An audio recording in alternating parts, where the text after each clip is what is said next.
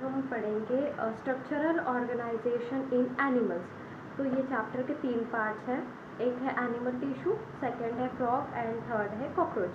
तो फ्रॉग और कॉकरोच तो हम अगले पार्ट में करेंगे, मतलब सेकंड पार्ट में करेंगे। आज हम करते हैं animal tissue.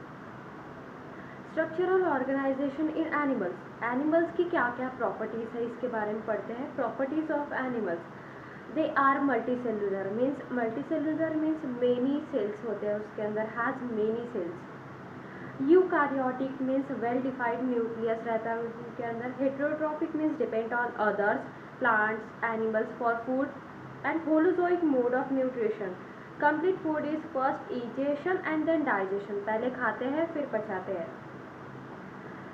Then other properties like growth, reproduction, locomotion, change in position, movement means change in posture, etc. Structural organisation का मतलब अब देखते हैं। स्ट्रक्चरल ऑर्गेनाइजेशन का मतलब है हाउ थिंग्स आर ऑर्गेनाइज, मतलब बॉडी में कैसे कैसी चीज़ें ऑर्गेनाइज रखी है, मतलब कैसी कैसी चीज़ें रखी है। तो सबसे पहले सेल्स है, फिर उसके अंदर टिश्यू, फिर organ, then organ system. Note, organisms can be unicellular, single cell called organisms are called unicellular। जिसमें सिंगल सेल है, एक ही सेल है, उसको यूनिसेलुलर और सिंगल सेल ऑर्गेनिजम्स बोला जाता है। इसमें अमीबा एंड पैरामीशियम ये आते हैं। देन अब मल्टीसेलुलर। मल्टीसेलुलर में क्या होता है, हेंस डिवीजन ऑफ लेबर, मतलब अलग अलग हिस्सों में अलग अलग काम बांटे हुए रहते हैं। Example hydra.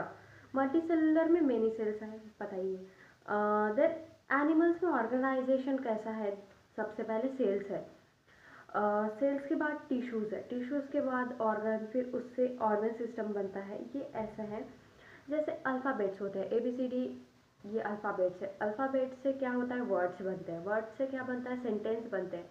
सेंटेंस से फ्रेजेस बनती है, तो ये फ्रेजेस से पैराग्राफ्स बनते हैं। तो ऐसी बुक बनती है पूरी, वैसी हमारी ऑर्गन सिस्टम बनी है और ऑर्गेनिजम्स पूरे बने हैं, ठीक है।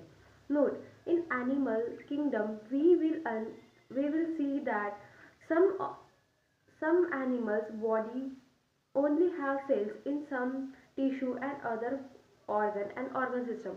मतलब हमारे एनिमल किंगडम में कुछ ऐसे एनिमल्स हैं जिनके पास सिर्फ सेल्स है, जिसके जिनके पास सिर्फ टिश्यू है, जिनके पास सिर्फ ऑर्गन है, ऑर्गन सिस्टम नहीं है। और हम है जिसके पास सब कुछ है, मतलब वेल डिफाइंड बॉडी है। हम है well defined organism. Then tissue की डेफिनेशन देखते हैं। टिश्यू की डेफिनेशन क्या है, group of similar cells having common origin.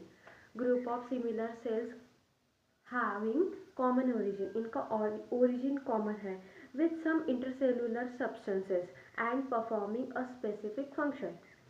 मतलब इनका कॉमन ओरिजिन है, इनके बीच में इंटरसेलुलर सब्सटेंस है, एंड ये काम एक ही करते हैं, परफॉर्मिंग अ सिमिलर फंक्शन, एक जैसा काम करते हैं ये सब मिलके। देन इंटरसेलुलर सब्सटेंस और एक्स्ट्रासेलुलर मैट्रिक्स रहता है बीच से सिमिलर सेल्स के बीच में। सेल्स के बीच में जो सब्सटेंस एंड इंटरसेलुलर सब्सटेंस रहता है वो मिल के टिश्यू बनता है। Note, common origin means a particular tissue will have same origin और will be derive from same germ layer. Same germ layer से वो बना रहता है या फिर कॉमन ओरिजिन रहता है, सेम ओरिजिन। जैसे स्पर्म एंड ओवम है, ये फ्यूज होके जाइगोट बनता है। जाइगोट सिंगल सेल्ड है एंड वो डिवाइड होके 2 cell, 4 cell, 8 cell and 16 cell and 32 cell stage पे वो जाके ब्लास्टुला बनता है।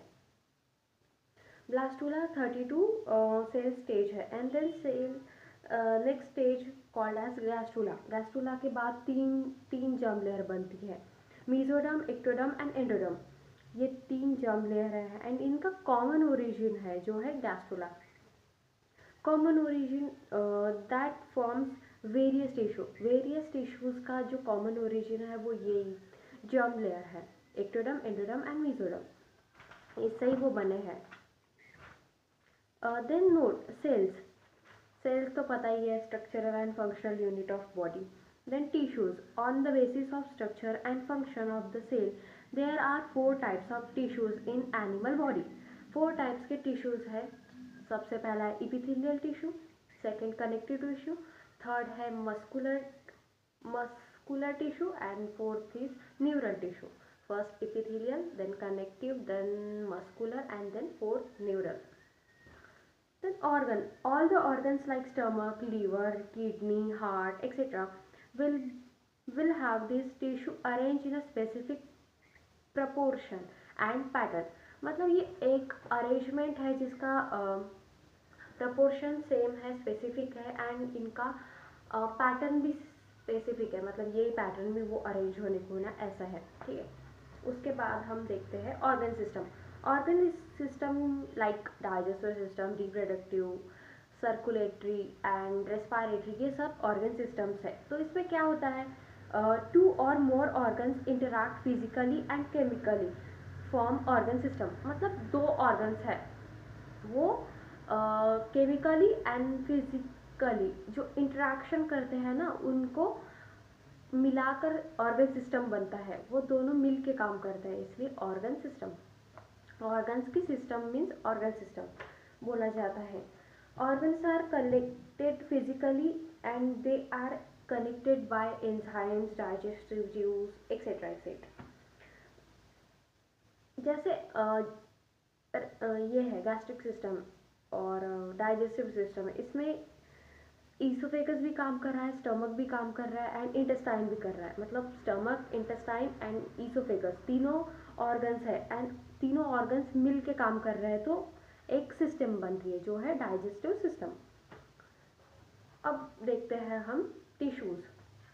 Four basic types of tissues. Types of tissues क्या काम करते हैं, स्पेसिफिक फंक्शन करते हैं. इपिथेलियल टिश्यू का क्या काम है, कवरिंग है. कवरिंग हम किसको बोलते हैं, जो बाहर से कवर करे. समझो ये बुक है, इसके बाहर का ये जो है ना, ये कवर है, और जो बाहर से लगा हुआ होता है वो कवर होता है, कवरिंग करती है. And lining. लाइनिंग मीन्स अंदर से, कोई भी चीज के अंदर से लाइन ड्रॉ करना, उसको लाइनिंग बोलते हैं. एंड देन डिफ्यूजन, एक सिक्रेशन एंड एब्जॉर्प्शन भी करते हैं. तो इपिथेलियल टिश्यू का क्या क्या काम होता है, कवरिंग करता है, ये लाइनिंग करता है, डिफ्यूजन करता है, सिक्रेशन एंड एब्जॉर्प्शन भी करता है. Okay. Then connective tissue. Second connective tissue का क्या काम है,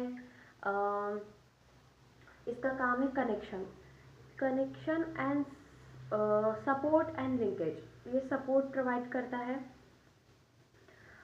लाइक कनेक्टिव टिश्यू ब्लड है, बोन है, कार्टिलेज है, ये सपोर्ट प्रोवाइड करता है बॉडी के फ्रेमवर्क को. एंड ब्लड सपोर्ट का ही काम करता है.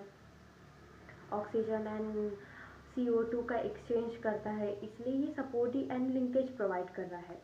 लिंक कनेक्शन का ही काम है. मतलब लिंकेज मीन्स कनेक्शन है, एक चेन प्रोवाइड करता है यहाँ से वहाँ जाने के लिए. लिंकेज का काम करता है एंड सपोर्ट का काम करता है connective tissue.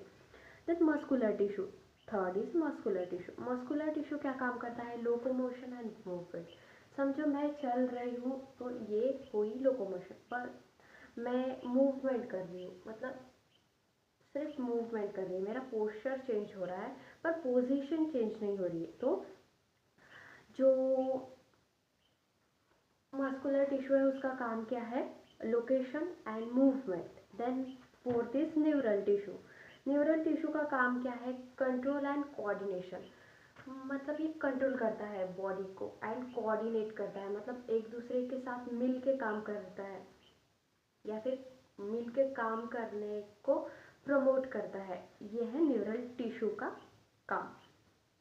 Four types of tissues देखे हैं हमने. सबसे पहले इपिथेलियल टिश्यू जिसका काम है covering, lining, diffusion and secretion and absorption. Second है कनेक्टिव टिश्यू.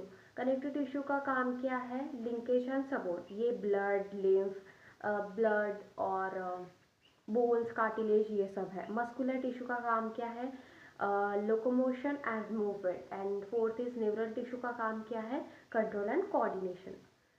तो अगला पार्ट देखते हैं.